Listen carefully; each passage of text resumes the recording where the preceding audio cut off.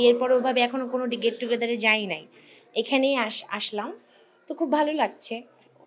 আর হচ্ছে আর দিদির ব্যাপারটা কি, দিদির কোনো কাজ যখন করে খুব মানে ডেডিকেশন দিয়ে করে, সেটা বিজনেস হোক, মুভি হোক, যে কোনো কিছু।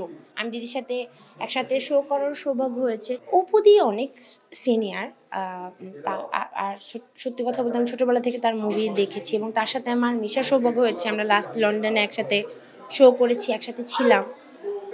তার কাছে অনেক কিছু শেখার আছে।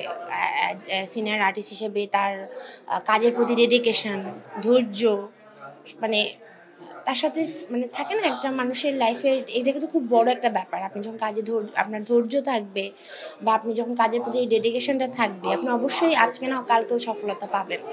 তো তাকে যখন কাছ থেকে দেখেছি আরও অনেক কিছু শেখার আছে। আমার কাছে মনে হয় আমরা ওমেন এম্পাওয়ারমেন্টে বিশ্বাসী, আর আমাদের দেশে এখন অনেক মানে এই জিনিসটা বেড়েছে, সব মানে ঘরে ঘরে মেয়েরা অনেক কাজ করছে।